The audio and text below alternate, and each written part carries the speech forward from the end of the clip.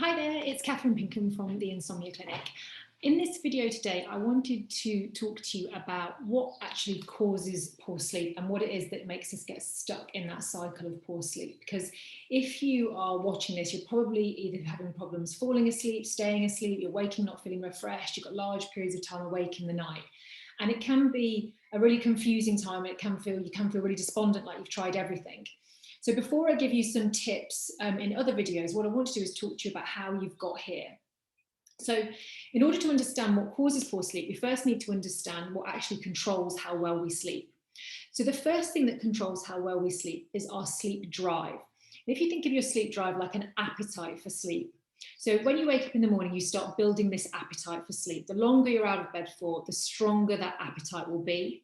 The stronger the appetite is, the quicker we fall asleep and the deeper the quality of sleep is and the longer we're able to stay asleep for. So the sleep drive is really important, but it works in conjunction with our body clock. Our body clock we'll have all heard of, but it doesn't just control sleep and wake, it's also controlling hunger, temperature, thirst, when we go to the toilet. All of those things are controlled by our body clock. And in order to sleep well, our body clock has to understand when we want to be asleep and when we want to wake up. So when sleep starts to go wrong, what happens is our body clock takes on a new pattern. So if you start waking up at 3 o'clock every morning for a week or so, what will happen is your body clock will think that that's a new pattern that you want, and it will continue to wake up at 3. So your body clock starts to get out of sync. So in order to sleep well, that sleep drive has to be high, but at the same time as your body clock would understand what it is you want it to do and what you don't want it to do. So you can see how your body clock can become confused. The third thing that we need to sleep well is a connection with our bed, which is about sleep. So it sounds obvious, but actually if you're spending, large periods of time in bed, awake, tossing and turning, feeling frustrated, worrying about your sleep, then actually what you're going to have is a very weak connection between bed and sleeping. And if that connection is weak, then it's not going to work. So the way that insomnia develops is something can trigger poor sleep. So it could be something huge like a bereavement or a divorce or something that has a huge impact on you. It could be something really minor like a cough and a cold, or you've watched something on TV that's bothered you, or something about work, or you might not even know. Something triggers the insomnia. What happens next is that we are really intolerant to not sleeping well. So very quickly, after a couple of days of not sleeping well, we want to improve it. So what we do is we Google it. We perhaps give up caffeine, or we drink more caffeine. We go to bed earlier, and going to bed earlier feels like the right thing to do because it's a way of getting back this lost sleep. But if you think back to what I've just said to you about this sleep appetite and the sleep drive, actually going to bed earlier is the worst thing that we can do. So we go to bed earlier, our appetite for sleep is even weaker, leading to more time in bed. So now I've got more time in bed, making an even weaker connection, more frustration, more stress about sleep, and I'm in bed for even longer. Time goes on and I try more things. So perhaps I speak to the doctor, perhaps I take some Nitol, or maybe I go for some Zopiclone or sleeping pills.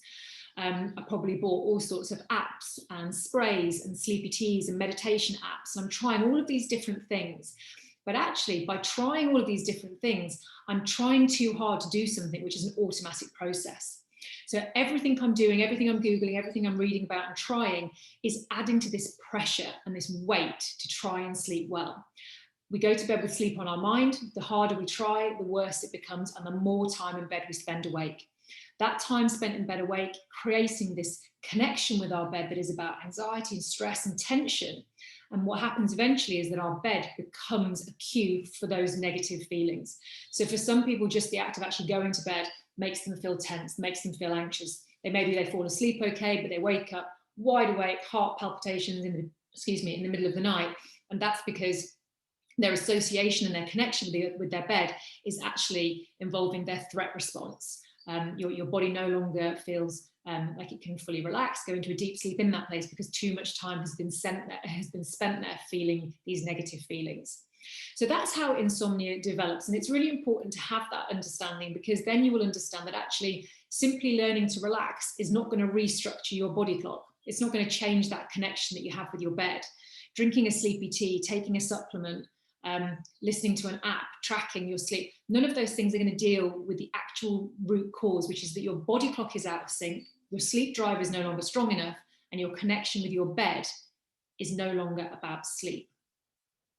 So I hope that's made sense, and it gives you a better perspective, I guess, on how to treat the problem rather than having to do the same things over and over again, all the sleep hygiene things, which actually, although they're useful advice and they're good for somebody who's looking to improve their lifestyle, they aren't going to fix a sleep problem. And it's really important to know that actually treatment for a sleep problem and insomnia is CBT for insomnia. Sleep hygiene is not a recommended treatment for insomnia.